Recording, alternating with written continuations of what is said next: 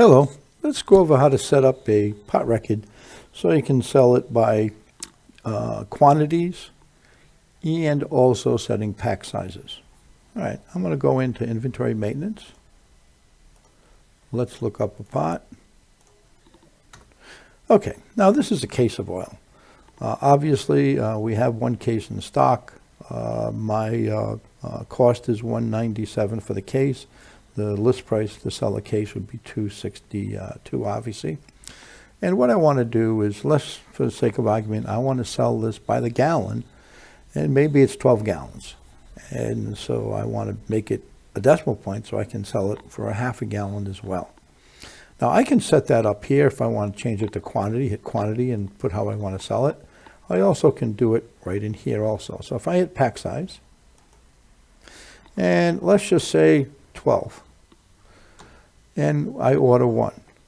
And now if I want to turn it to a decimal, now there again, if you're not turning it to a decimal, all you would do is go right here, bang, and you're done. And let's just do that. So I'll just go right here and say, okay, it's a pack size, and now what it's telling me is that if I divide it by 12, the price would be $16.42, and my retail would be $21.89. Let's hit package pricing. Now it's also going to say, okay, well, you got one case, so you're really going to be selling 12 of these. Correct. And now it goes into my inventory record here, and it basically says, okay, I've got 12 of them. This is what my cost is. Now you may want to change the price here. This is just dividing it by 12, but lots of times you may say, you know what, I want to get $25. And maybe I might hit change here. Okay, so I changed that. Now, if I wanted to also say, but I want to be able to sell it by a half of say a gallon, I can do that by a couple different ways. I could have done it right in the program that I was in, or I can just say, I want to change this to a decimal, and I want to change the unit of mail to say gallons, say at. And there again, if you're just typing QTY, there are certain codes you can put in there. We'll automatically put the @ sign. If you're putting in your own codes, what you want it to be, then you need to put the @ sign if you want the @ sign there. Now, when I hit this right here, decimal point and that, notice when I hit change, all these numbers are going to change. Obviously, the price is now going out to 4 characters. Obviously, I can sell it up to 5 characters. And so now when I use this pot, it's going to ask me something a little bit different. So let's get out of here. We've done what we needed to do. Let's go into a pot sale. And I'm just going to do a quick pot sale here. And let's type in that pot. Okay, so it's going to say gallons now. Gallons is one of our keywords, so it would put the @ sign in front of it automatically.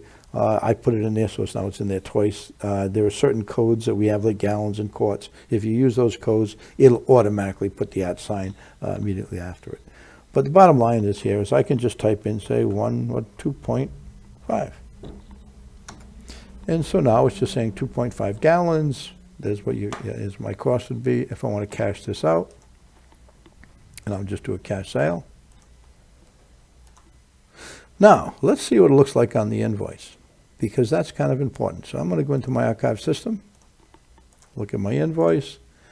Now, it'll print the description of the pot immediately under that. So whenever you're using decimals, and it's going to say, there again, I put 2 @ signs in, but it will always have the description underneath here.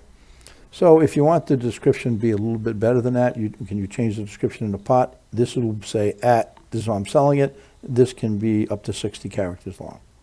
Okay, that's a quick way of just updating your inventory to sell it by quantity, and also just breaking it up by quarts or gallons, or selling a case by 1 can versus 12 cans. Okay. You have a great day, and if you have any problems at all, just give support a call.